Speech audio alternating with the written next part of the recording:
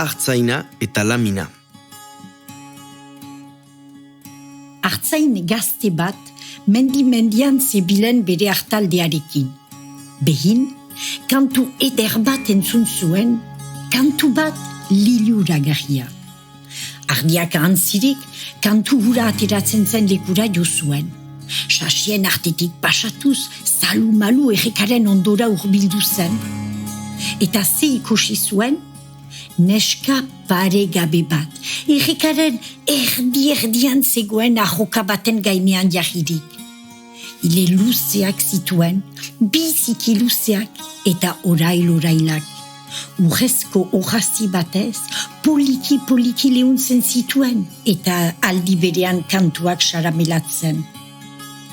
Artzain gazteak hotzikarak sentitu zituen. Bat ere ezagutzen ez zuen neska agarrohari so eta so gelditu zen arrunt zoratua. Halako batean, neska kantatzetik gelditu zen. Eta plast, urean sartu. Ze zori gaitza artzain gaztearen zat. Ez zuen luzaz iraun, neskak burua agertu baitzuen hantxe agokaren gibeletik. Baina agertu orduko, zast, desagertu zen. Joko bera bizpalau aldiz egin zuen. Azkenean, neskak artzain gazteari galdatu zion. Nor zara? Ni? Antion, eta zu nor zaitut. Neskak irrik arkaila bat bota zuen eta brist urean sartu zen. Neskak ez zuen bere burua gehiago erakutsi. Antion, kopetilun, herrira itzuli zen bere hartaldearekin. Hiru egunez ez zen etxetik mugitu. Neska hura gogotik ezin kendurik. Baina ardiak goxez mahaka eta mahaka ari zitzaizkion eta mendira abiatzera bortxatua izan zen.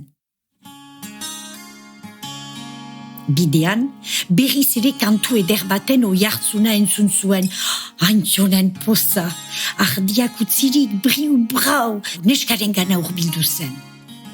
Neskak kantatzetik gelditu zen eta lehenago bezala ileak orraztatzen segitu zuen ahokaren gainean. Isilik luzaz elkarri begira egon ondoan, neskak Antioni galdatu zion. Enekin ezkondu nahi zenuke? Bai, erantzun zion artzain gazteak hauan bilori gabe. Neskak eraztun bat eskaini zion eta desagertu zen. Etxera itzuli bezain laster, Antionek amari. Ezkonduko naiz! Ai, seme, ezkondu eta norikin bada. Mendian ezagutu dudan neska batekin, munduko ederrena. Baina seme, nor da, burasoak zertan ari zaizkio. Bizian ikusi dudan neskarik miresgarriena da. Seme, idurilikek sorgindua haizela. Ama sukaldetik atera zen eta jendean dana batekin mintzatzen hasi. Amatxirekin, Martino Sabarekin, Pampia Naiarekin, Katisa osoarekin. Bakoitzak bere iritzia emaiten zion. Sorgina baldin bada, Lamina baldin bada, eta azkenik hause entzun zuen. Lamina baldin bada, ahate oinak ukanen ditu, ahate patiak. Ama lasterka itzuli zen etxera. Seme, ados nago ezkontzaite zen, baina lehenik Andre Gaiaren oinak ikusi behar dituzu. Baina ama zertako? Hitz eman zazu, Seme, hitz eman, gero ikusiko. Nahi duzunaz geroz, begiratuko diet. Kezkatua baino kezkatuago, Antion mendira joan zen.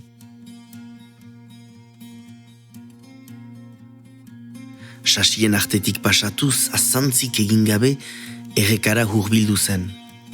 Dama gaztea, bainatzen ari zen eta haintxoekin jostetan igaraben gixara sartuz eta ateraz. Irino zoragarria zeukan espainetan, baina Antionek oinak ikusi zizkionean sekulako bihotz ziztakoa bildu zuen. Bere neska maitearen oinak ez ziren beste guzienak bezalakoak. Antionek hobeki behatu zien, ez zen ametxetan ari. Neskak ahate oinak zeuzkan, ahate patiak. Hau zori gaitza. Antxon, tira ala lasterka etxera itzuli zen. Ahunt galdua, zinez astoratua. Eta, seme, ze gertatu da? Neskaren oinak ikusi ote dituzu? Erantzunik ez. Amak berriz galdatu zion, nolako oinak ditu? Baina, Antxonek ez zuen mintzatzeko kalipurik ikusi zuena etzezakeen onar. Ez zitzaion hitz bat baizik atera, ahate. Amak bere ala konprenitu zuen. Ai seme, ez zara sekula harekin ezkontzen alko.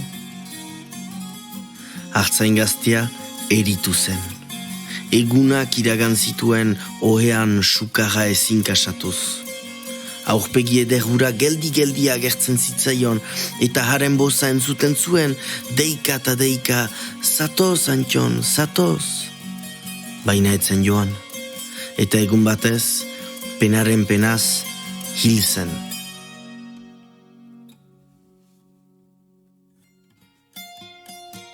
Ehorzketa eguneko goizian, Lamina Antxonen etxera joan zen.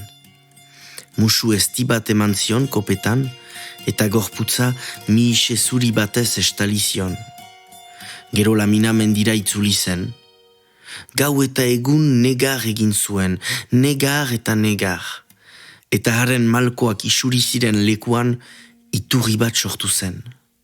Badakizuen hola duen izena? Amodio galduen iturria.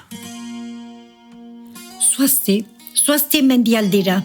Hain sigur zuek ere, noizbait, nonbait aurkituko duzue.